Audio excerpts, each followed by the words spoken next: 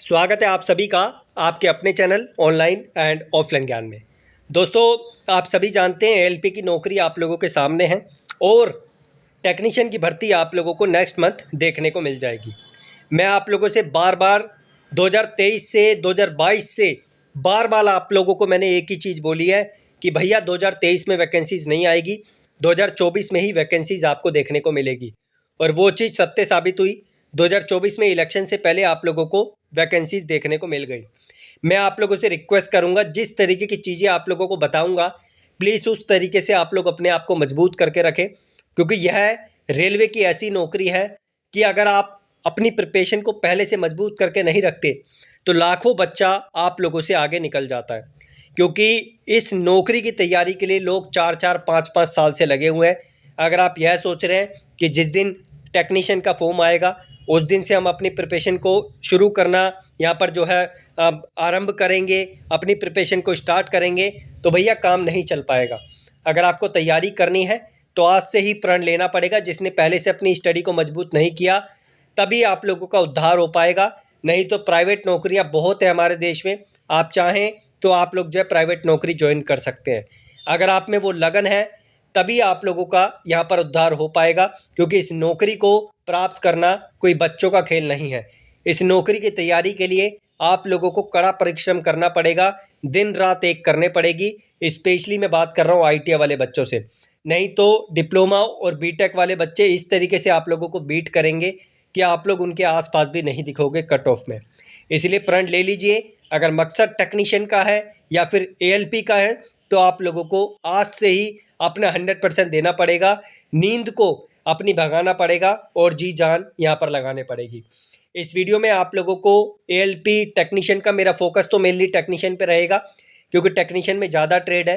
Plumber, carpenter जैसी trade वहाँ पर आती है, ऐसी ट्रेड आती है जिनको मौका नहीं मिलता, वो ट्रेड वहाँ पर आती है जो एएलपी में मौका नहीं उठा पाते। तो हम लोग टेक्नीशियन पे ज़्यादा फोकस करेंगे, लेकिन सिलेबस दोनों का आप लोगों के लिए यहाँ पर रहेगा। साइको पर मैं बात नहीं करूँगा, CBT 1 CBT 2 पर बात करूँगा। एक चीज़ मैं और रिक्वेस्ट करूँगा, इस नौकरी के लिए आप लोगों को टॉपिक वाइज पढ़ाई करनी पड़ेगी। इस नौकरी के लिए क्या कोई भी आप लोग प्रिपरेशन करते हैं, अगर आपको अपना बेस मजबूत करना है, अपना एडवांस लेवल आप लोगों को मजबूत करना है, तो टॉपिक वाइज आपको पढ़ना पड़ेगा और प्रीवियस पेपर जितना हो सके उतना लगाने पड़ेंगे। एक एक टॉपिक वाइज आप स्टडी कीजिए, उसके साथ साथ प्रीवियस पेपर्स लगाइए, तभी आप लोगों का उद्धार हो पाएगा। अदरवाइज आप लोगों को पता ही नहीं चल पाएगा कि एएलपी टेक्नीशियन में प्रीवियसली किस तरीके के क्वेश्चंस पूछे गए थे। एएलपी टेक्नीशियन के प्रीवियस पेपर्स मैं डिस्क्रिप्शन में आपको लिंक दे दूंगा या कमेंट बॉक्स में दे दूंगा, जाकर देख लेना। ग्रुप डी के भी आप लोगों को साथ साथ प्रीवियस ईयर्स के पेपर्स लगाने पड़ेंगे, क्योंकि ग्रुप डी भी आप लोगों को बहुत बेहतरीन तरीके से रेफरेंस इसका देगा। अब देरी ना करते हुए मैं स्टार्ट करता हूँ आप लोगों के लिए CBT 1 का सिलेबस। टेक्नीशियन पे फोकस कर लेते हैं अच्छे तरीके से। कुछ बच्चों ने ये भी बोला कि सर जी जो टेक्नीशियन की नौकरी है क्या इसमें एक ही पेपर होगा क्या? भैया पैटर्न चेंज नहीं होगा, पेपर आप लोगों का उसी तरीके के लेवल का होगा जो आप लोगों को पहले दिखाया गया था। पहले CBT 1 होगा, फिर आप लोगों का CBT 2 होगा। कैसे होगा क्या होगा इस वीडियो में जिक्र कर लेते हैं। सबसे पहले जो CBT 1 होता है ये आप लोगों का 60 मिनट का होता है, जिसमें 75 क्वेश्चंस आप लोगों से पूछे जाते हैं। नेगेटिव मार्किंग का 1/3 का खेल आप लोगों को यहाँ पर देखने को मिलेगा, जिसमें आप लोगों को 20 नंबर की मैथमेटिक्स, 20 नंबर की आप लोगों को जनरल साइंस और general intelligence and reasoning 25 number की और जनरल अवेयरनेस 10 नंबर की। अगर जनरल अवेयरनेस पे आप लोग ध्यान नहीं देते कोई दिक्कत नहीं है, यहाँ पे टारगेट आप 3-4 नंबर का ले लीजिए, लेकिन ऊपर के जो 3 आप लोगों को टॉपिक्स दिख रहे हैं मेन इस पर आप लोगों को बहुत मेहनत करके फोकस करना पड़ेगा, तभी आप लोगों का यहाँ पर उद्धार हो पाएगा। ठीक है, मैं दोबारा से बोल रहा हूँ, टॉपिक वाइज क्वेश्चंस लगाइए, उसके बाद प्रीवियस पेपर जितना हो सके उनको टॉपिक वाइज क्वेश्चंस देखते रहिए। एक चीज़ और, अगर आप लोगों ने अपना CBT 1 मजबूत कर लिया तो आधे से ज़्यादा पोर्शन आप लोगों का CBT 2 का भी तैयार हो जाएगा। इस चीज़ का ध्यान रखना। आप ITI लेवल के हो, ITI से टेक्नीशियन का फॉर्म फिल करोगे, ITI तो आप लोगों को ऑलरेडी मजबूत है ही, लेकिन अगर मैं बात करूं आप लोगों के जो नॉन टेक्निकल वाला पार्ट है उसमें अगर आप CBT 1 मजबूत कर लेते हो तो आधे से ज़्यादा पोर्शन आप लोगों का CBT 2 का कवर हो जाएगा। लेकिन ध्यान रखना, बेसिक से एडवांस लेवल आप लोगों को एक एक टॉपिक पढ़ना पड़ेगा, तभी कुछ हो पाएगा। अब बढ़ते हैं हम लोग अपने टॉपिक वाइज सिलेबस पर। जो है हमारी मैथमेटिक्स। मैथमेटिक्स 20 नंबर की आप लोगों को देखने को मिलेगी, जो CBT 1 में होगी, चाहे LP हो चाहे आपका टेक्नीशियन हो। ये एक एक टॉपिक आपको दिख रहा है, यही मेन टॉपिक है जिसे डेली बेसिस पे अगर 30 दिन लगातार एक दिन में एक टॉपिक भी आप लेकर चलते हो तो डेफिनेटली आप लोगों के सारा बेस, सारा एडवांस लेवल अच्छे तरीके से कवर हो जाएगा। जब तक आप लोगों का एक टॉपिक कवर नहीं होता, चाहे आप यहाँ से उठा लो, चाहे बीच में से उठा लो, चाहे आप कहीं से भी उठा लो, लास्ट में से उठा लो, एक एक टॉपिक आप लोगों को अपना टारगेट लेके चलना है कि कैसे ना कैसे आप लोगों को एग्ज़ाम होने से पहले आपका सिलेबस कवर करके रखना है। एक टॉपिक उठाइए, इसका यूट्यूब पर देखिए, क्लास की भी यहाँ तक कि आपको ज़रूरत नहीं पड़ेगी अगर आप इस तरीके से करोगे। एक एक टॉपिक उठाइए, यूट्यूब पर नंबर सिस्टम डाल दीजिए। नंबर सिस्टम क्या होता है, किस तरीके का होता है, आपको नहीं पता तो यूट्यूब पर ही आपको मिल जाएगा। इसके बेसिक क्वेश्चंस, इसके एडवांस क्वेश्चंस ये आपको देखने पड़ेंगे। और नंबर सिस्टम प्रीवियस ईयरली कैसे पूछे गए थे आप लोगों से, वो प्रीवियस ईयर्स में आप देख सकते हैं। इसी तरीके से बोर्ड मास, इसी तरीके से डेसिमल, इसी तरीके से फ्रैक्शंस, इसी तरीके से LCM SCF, इसी तरीके से अन्य टॉपिक, तभी आप लोगों का सिलेबस कवर हो पाएगा। जब तक ये टेक्नीशियन का आप लोगों को नोटिफिकेशन नहीं दिखता तब तक आप लोग अपना इस तरीके से जो है मजबूती बना के रखिए। उसी तरीके से अगर हम जनरल इंटेलिजेंस एंड रीजनिंग पे चलते हैं तो एनालॉजीज हो गया, एक टॉपिक उठाइए, प्रीवियसली देखिए किस तरीके के क्वेश्चन से, बेस को यूट्यूब से मजबूत कीजिए। अगर आप इस तरीके से पढ़ोगे, किसी की भी क्लास आपको जो ज्वाइन करने की ज़रूरत नहीं पड़ेगी, यहाँ तक कि हमारा भी कोई आप लोगों को कंटेंट लेने की ज़रूरत नहीं पड़ेगी अगर आप इस तरीके से अपने आप को मजबूत रखते हैं तो। कोडिंग एंड डिकोडिंग टॉपिक को उठाइए, यूट्यूब पर डालिए, कोडिंग एंड डिकोडिंग होती क्या है अगर आपको नहीं पता तो, और अगर पता है तो बेसिक से एडवांस लेवल के क्वेश्चंस लगाना शुरू कर दीजिए, प्रीवियस ईयर्स के क्वेश्चंस लगाना शुरू कर दीजिए। Jumbling, Venn diagram, data interpretation and sufficiency, इस तरीके से आप लोगों को एक एक टॉपिक उठा के पढ़ाई करने पड़ेगी। ये जो है 25 नंबर की आपको देखने को मिलेगी। टारगेट रखिए कैसे न कैसे 25 में से आपका यहाँ पर 17-18 नंबर बन जाए, तभी आप लोगों का कुछ उद्धार हो पाएगा। इसी तरीके से अगर हम इसी के साइंस वाले पार्ट पे देखें, ये 20 नंबर की आपको देखने को मिलती है और ये आपको 10th लेवल की देखने को मिलती है, जिसमें फिजिक्स, केमिस्ट्री, बायोलॉजी, इसके हैंड रिटन नोट्स मैंने आपको दिए थे बेसिक से एडवांस लेवल के क्लास के नोट्स। आशा करता हूँ वो आप लोगों ने देख लिए होंगे और उसका फ़ायदा उठा लिया होगा। उसकी कॉस्ट जस्ट मैंने 99 रुपीज़ रखी थी। अगर आप वो भी रेफ़र कर लोगे अच्छे तरीके से तो एक अच्छा खासा आउटपुट आपको देखने को मिलेगा। मैं उसके भी लिंक आपको कोशिश करूँगा कि डिस्क्रिप्शन में दे दूँ। ये 20 नंबर की आपको देखने को मिलेगी। और एक चीज़ मैं आप लोगों को और बता दूँ, जितना हो सके NCERT पे फोकस ज़रूर करना, क्योंकि NCERT बहुत अच्छे तरीके से आप लोगों को इस एग्ज़ाम में सफलता दिलाने में पूरी मदद करेगी। तो NCERT बिल्कुल छोटी नहीं है। जो भी बोले भाई यहाँ से पढ़ लो, लेकिन हमारा जो मेन प्रायोरिटी रखनी है वो हमें NCERT रखनी है। NCERT बहुत बड़ा रोल निभाती है आप लोगों का ALP टेक्नीशियन में। उसके बाद अगर मैं बात करूं general awareness on current affairs, देखो भाई यह है एक ऐसा टॉपिक है जिसकी कोई सीमा नहीं है। साइंस एंड टेक्नोलॉजी में इतने क्वेश्चंस बन सकते हैं, स्पोर्ट्स में इतने क्वेश्चंस बन सकते हैं, कल्चर में इतने क्वेश्चंस बन सकते हैं, या इकोनॉमिक्स में इतने क्वेश्चंस बन सकते हैं कि उसकी कोई सीमा नहीं है। तो बेटर होगा ये जनरल अवेयरनेस और करंट अफेयर्स, इसके टॉपिक्स पे आप बहुत ज़्यादा ध्यान ना रखें। अगर आप इसे छोड़ भी देते हैं, टारगेट 10 में से आप 3 या 4 का रखते हैं और पीछे के जो मैंने आपको टॉपिक बताए उस पर मजबूती बना के रखते हैं, तो डेफिनेटली आप लोगों को यहाँ पर भी आसानी से सफलता मिल जाएगी। एक अच्छा खासा टारगेट जो आप लोगों का यहाँ पर 75 क्वेश्चंस आते हैं, ये 75 नंबर के आप लोगों का अच्छे तरीके से यहाँ पर उद्धार हो जाएगा। ठीक है, टारगेट अगर आप 60 या 65 का रखोगे, डेफिनेटली आप लोगों को बहुत अच्छा यहाँ पर देखने को अपने जीवन में मिलेगा। अब मैं लेकर चलता हूँ आप लोगों को CBT 2 में पार्ट ए और पार्ट बी। ITI का सिलेबस क्या है, इसको लेकर आप लोग बहुत ज़्यादा परेशान हैं, तो इस पर भी चर्चा करेंगे। इसमें आप लोगों को मैथमेटिक्स के 25 question, general intelligence and reasoning के 25 question, general awareness and current affairs, ये वही टॉपिक है जो मैंने आपको पीछे दिखाए हैं CBT 1 के, वही टॉपिक आप लोगों को पढ़ने हैं।